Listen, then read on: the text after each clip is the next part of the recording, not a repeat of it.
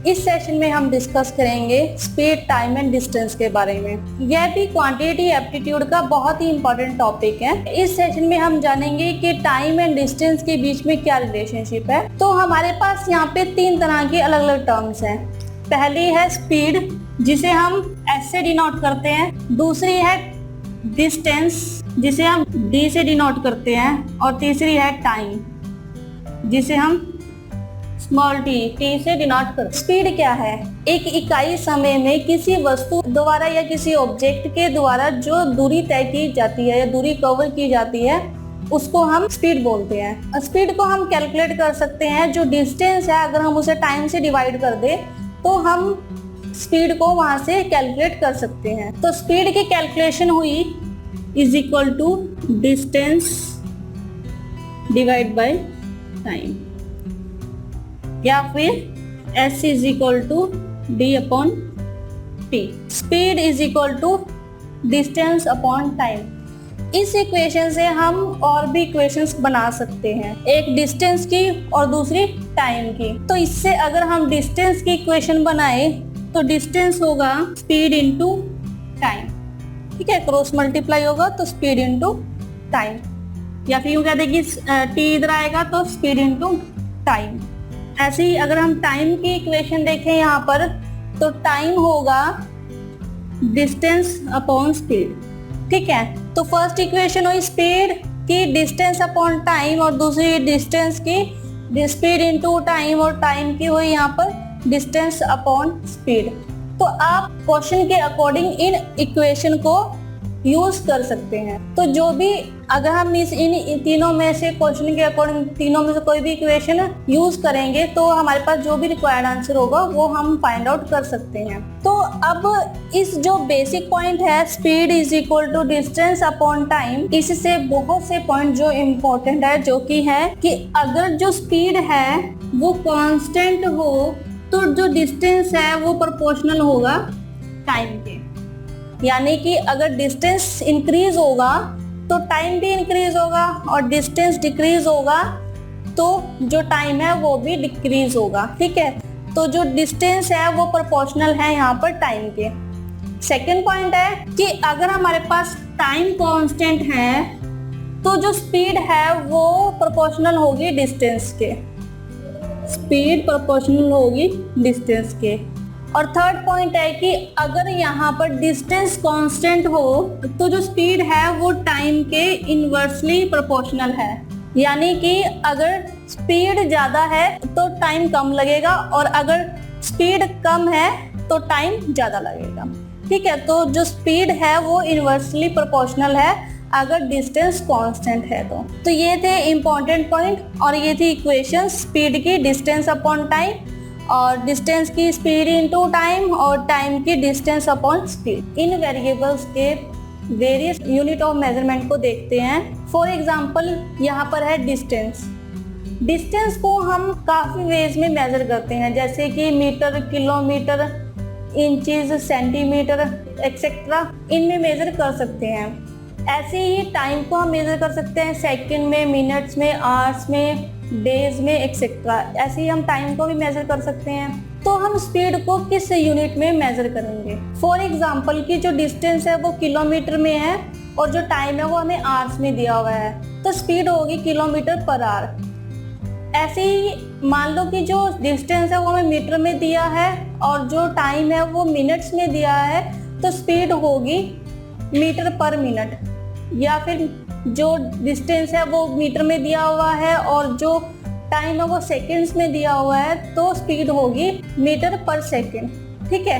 यानी कि जो स्पीड की यूनिट ऑफ मेजरमेंट है वो डिपेंड करती है डिस्टेंस पे और टाइम के मेजरमेंट पे, कि जिस यूनिट ऑफ मेजरमेंट में डिस्टेंस और टाइम दिया हुआ है या हमसे क्वेश्चन में पूछा गया है, उस यूनिट ऑफ मेजरमेंट के अकॉर्डिंग हम स्पीड को भी यहाँ पे मेजर करेंगे। तो यहाँ पर स्पीड को मेजर करने की बहुत सी यूनिट्स हैं। तो जनरली इन तीनों वेरिएबल्स को जो स्टैंडर्ड यूनिट्स में मेजर किया जाता है वो है, फॉर एग्जांपल कि जो डिस्टेंस है वो होता है मीटर में और किलोमीटर में, ठीक है, और टाइम है सेकेंड्स में और आवर्स पे, ठीक है। यानी कि अगर डिस्टेंस मीटर में है और टाइम सेकेंड में है तो स्पीड की स्टैंडर्ड यूनिट होगी यहाँ पर मीटर पर सेकेंड।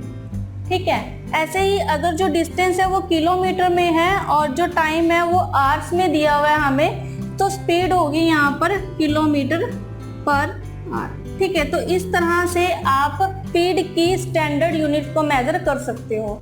तो यहाँ पर पहला है मीटर पर सेकेंड और दूसरा है किलोमीटर पर आवर। तो ये जो यूनिट ऑफ मेजरमेंट है ये कैलकुलेशन में यूज होती है। टाइम एंड डिस्टेंस के क्वेश्चन को करते समय एक बात ध्यान में रखिए कि जब भी हम टाइम एंड डिस्टेंस का क्वेश्चन सॉल्व करेंगे, यूनिट ऑफ मेजरमेंट की जो दोनों साइड्स रहेंगी वो बैलेंस होनी चाहिए। यानी कि अगर जो डिस्टेंस है वो मीटर में है तो टाइम भी सेकंड्स में होना चाहिए। अगर हमें डिस्टेंस किलोमीटर में दिया हुआ है तो जो टाइम है वो हमारे पास आवर्स में होना चाहिए।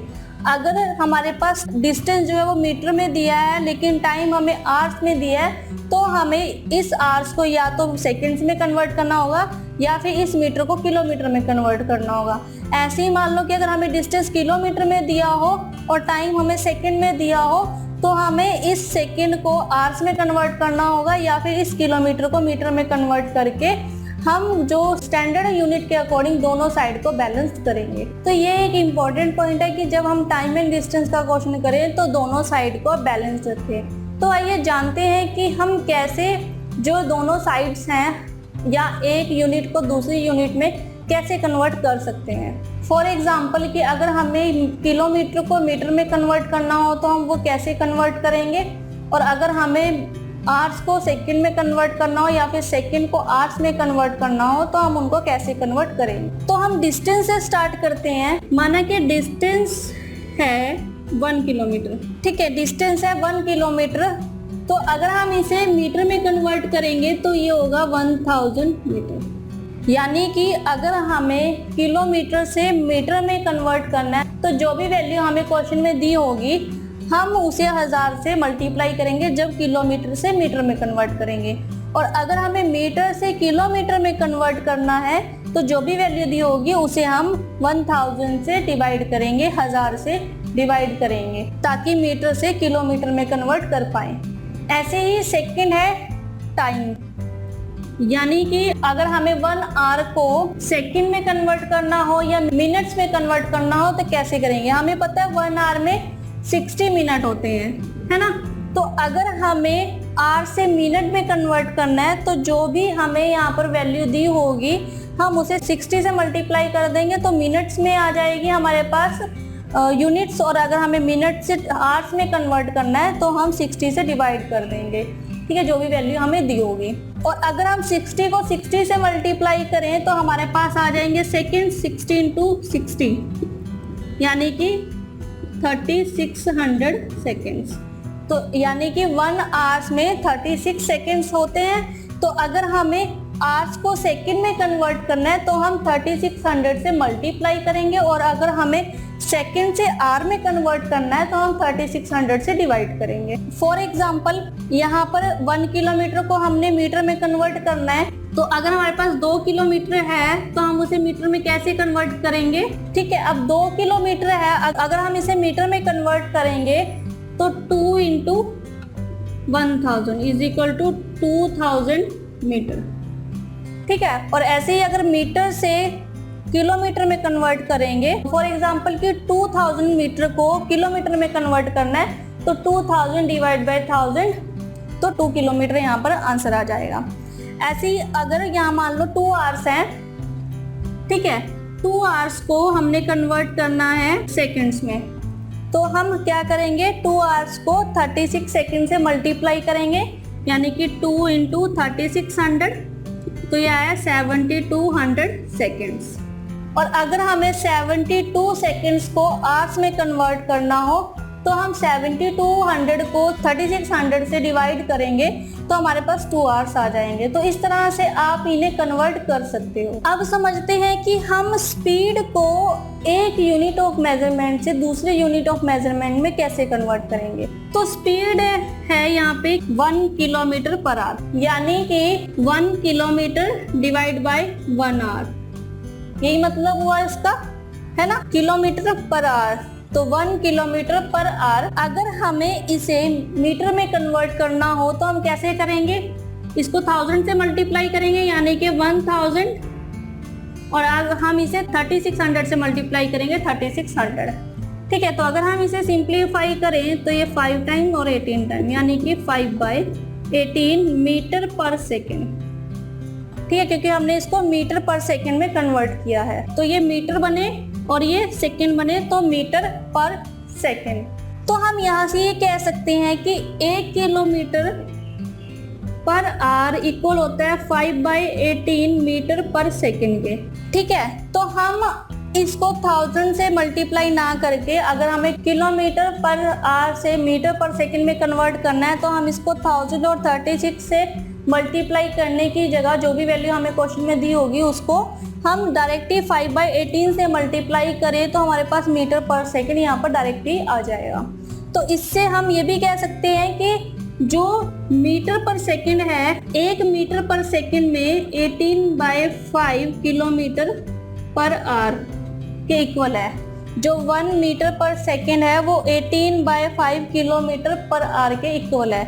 यानी कि जो अगर हमें वैल्यू मीटर पर सेकेंड में दी हुई है लेकिन हमें उसे किलोमीटर पर सेकेंड में फाइंड आउट करना है, तो हम उसे डायरेक्ट 18/5 से मल्टीप्लाई करेंगे तो इजिली हमारे पास जो आंसर है वो वहाँ पर कैलकुलेट कर पाएंगे। इसको हम एक एग्जाम्पल से समझते हैं। फॉर एग्जाम्पल कि हमारे पास है 90 किलोमीटर पर आवर, इसे हमने कन्वर्ट करना है मीटर पर सेकेंड में। तो हम इसे कैसे कन्वर्ट करेंगे? हम क्या करेंगे, डायरेक्ट 90 को अब किलोमीटर पर सेकेंड में कन्वर्ट करना है तो 5/18 से मल्टीप्लाई करेंगे, तो ये 5 टाइम, तो ये आया 25 मीटर पर सेकेंड। ऐसे ही अगर हम मान लो कि मीटर पर सेकेंड को किलोमीटर पर आवर में कन्वर्ट करना है, फॉर एग्जांपल कि 20 मीटर पर सेकेंड है, इसे किलोमीटर पर आवर में कन्वर्ट करना है तो 20 इंटू 18/5, तो ये 4 टाइम, तो है 72 किलोमीटर पर आवर। ठीक है, तो आप इस पॉइंट के हेल्प से क्वेश्चन को सॉल्व कर सकते हैं।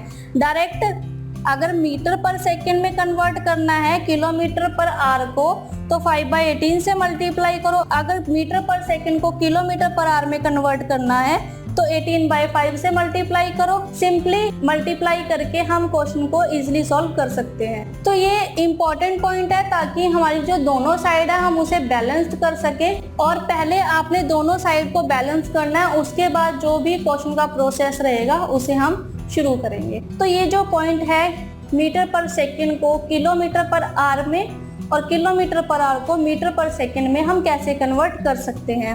दूसरा कि अगर हमें किलोमीटर को मीटर में कन्वर्ट करना हो, बेसिक्स भी पता होने चाहिए, तो हम 1000 से मल्टीप्लाई करते हैं, और अगर हमें मीटर से किलोमीटर में कन्वर्ट करना हो तो हम 1000 से डिवाइड करते हैं।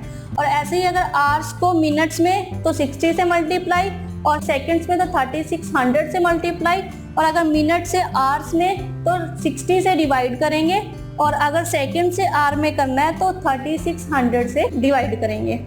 ठीक है, तो आई होप सो कि आपको ये पॉइंट्स क्लियर होंगे, और ये पॉइंट्स जो है क्वेश्चन को इजी करने में बड़े ही हेल्प करेंगे।